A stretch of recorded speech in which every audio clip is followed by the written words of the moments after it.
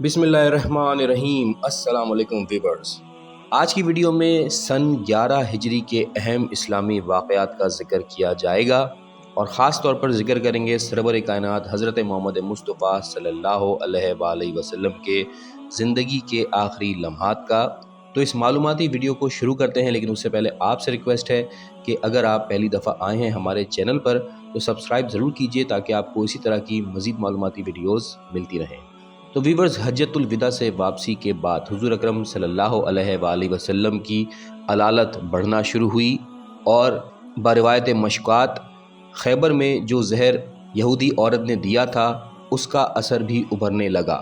آپ کی بیماری کی خبر عام ہونے لگی اور اس خبر کو سننے کے بعد بہت سے جھوٹے نبوت کے دعوے دار بھی پیدا ہونے لگے، جیسا کہ مسلمہ کذاب، اسود انسا، طلیحہ، سبھا وغیرہ، لیکن وہ کامیاب نہ ہو سکے اور خدا نے انہیں ذلیل کیا۔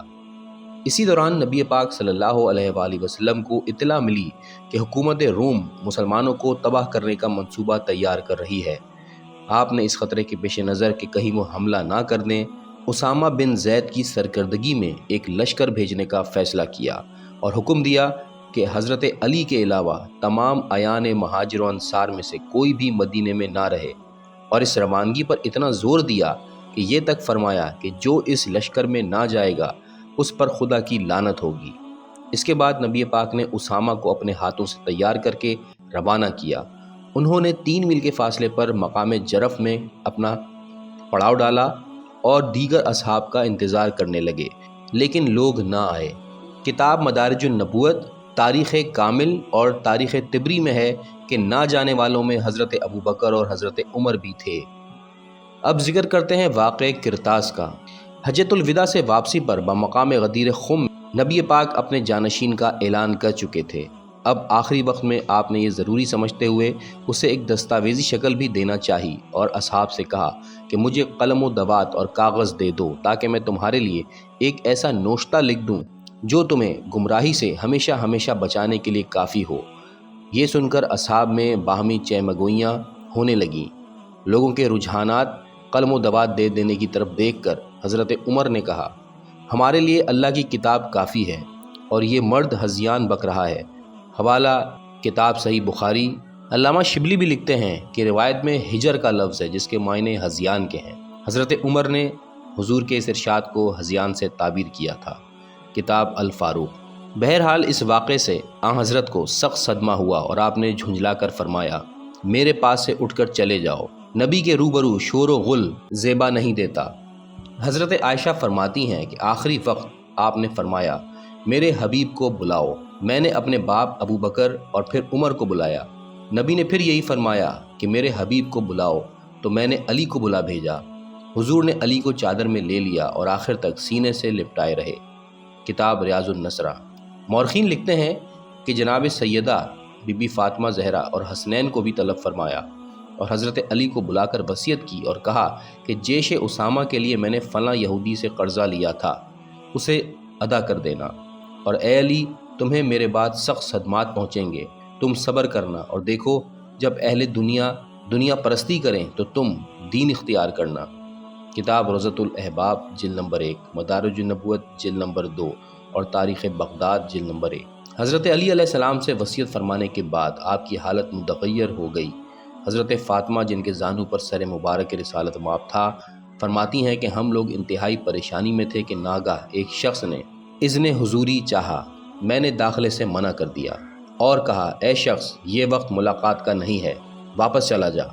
اس نے کہا، میری واپسی ناممکن ہے، مجھے اجازت دیجیے کہ میں حاضر ہو جاؤں۔ حضور کو جو قدر افاقہ ہوا تو آپ نے فرمایا، اے فاطمہ، اسے اجازت دے دو، یہ ملک الموت ہے۔ فاطمہ نے روتے ہوئے اجازت دے دی اور وہ داخل خانہ ہوئے۔ پیغمبر کی خدمت میں پہنچ کر عرض کی، مولا، یہ پہلا دروازہ ہے جس پر میں نے اجازت مانگی ہے، اور اب آپ کے بعد کسی کے دروازے پر اجازت طلب نہ کروں گا۔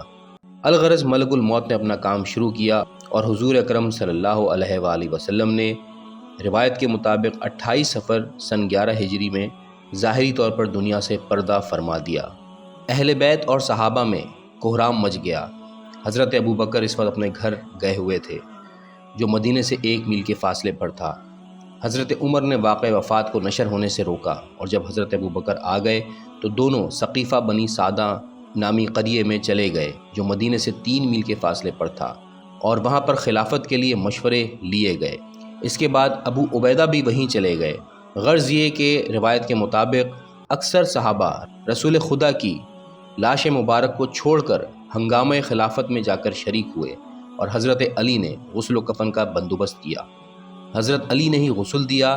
فضل ابن عباس حضور کا پیراہن اونچا کرتے تھے، عباس اور قسم کروٹ بدلوانے میں مدد کرتے تھے، اسامہ اور شقران پانی ڈالتے تھے، اور انہی 6 آدمیوں نے نماز جنازہ نبی پاک کی پڑھی، اور اسی حجرے میں آپ کے جسم اطہر کو دفن کر دیا گیا جہاں آپ نے وفات پائی تھی۔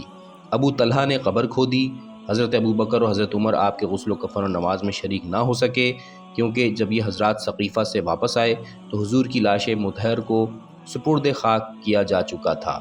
کتاب کنز الاعمال جلد نمبر 3 صفحہ نمبر 140 اور کتاب ارحج المطالب صفحہ نمبر 670۔ اس کے علاوہ حوالہ ہے فتح الباری جلد نمبر 6 صفحہ نمبر 4، اور تاریخ ابو الفدا جلد نمبر 1 کے مطابق وفات کے وقت نبی پاک کی عمر 63 برس کی تھی۔ سرور کائنات کی وفات کا اثر یوں تو تمام لوگوں پر ہوا، اصحاب بھی روئے اور حضرت عائشہ نے بھی ماتم کیا۔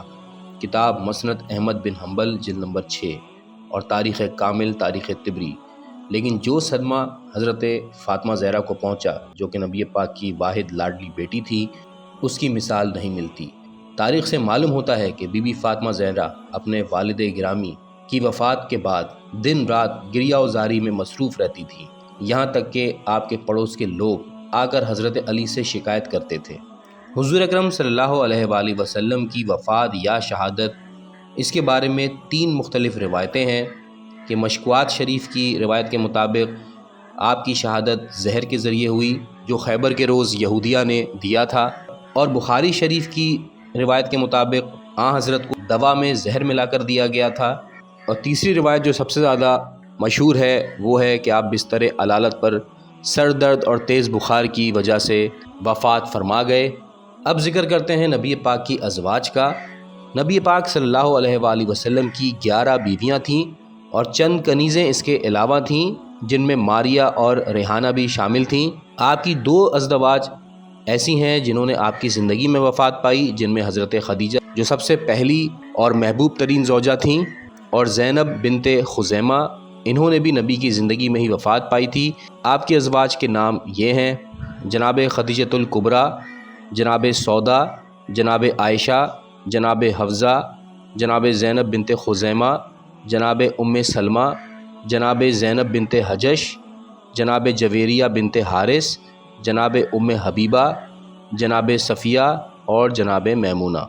آپ کی اولاد کا ذکر کریں تو آپ کے 3 بیٹے ہوئے اور 1 بیٹی تھیں۔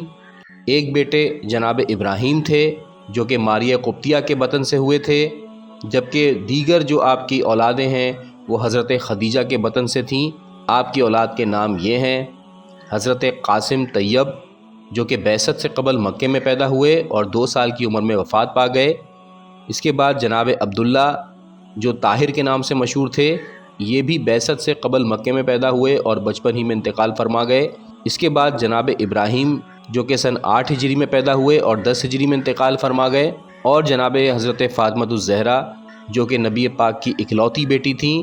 آپ کے شوہر حضرت علی اور بیٹے حضرت امام حسن اور امام حسین تھے، اور جناب فاطمہ کی ہی نسل سے 11 امام بھی پیدا ہوئے، اور انہی کے ذریعے سے رسول خدا کی نسل بڑھی اور آپ ہی کی اولاد کو سعادت کا شرف بھی نصیب ہوا۔ خاتون جنت جناب فاطمہ زہرا کے علاوہ بھی کچھ اور بیٹیوں کا ذکر بھی روایتوں میں ملتا ہے، لیکن تحقیق کے مطابق یہ وہ بیٹیاں تھیں جو کہ ربیہ بیٹیاں تھیں جنہیں نبی پاک نے لے کر پالا تھا، جو حضرت کا خون نہیں تھیں۔ ویورز، یہاں پر آج کی ویڈیو کا اختتام کرتے ہیں۔ آنے والی ویڈیوز میں ہم جناب فاطمہ الزہرا کے جو خاتون جنت ہیں حالات و واقعات آپ سے بیان کریں گے۔ آج تک کے لیے اتنا ہی، ملتے ہیں اگلی ویڈیو میں، تب تک کے لیے اللہ حافظ۔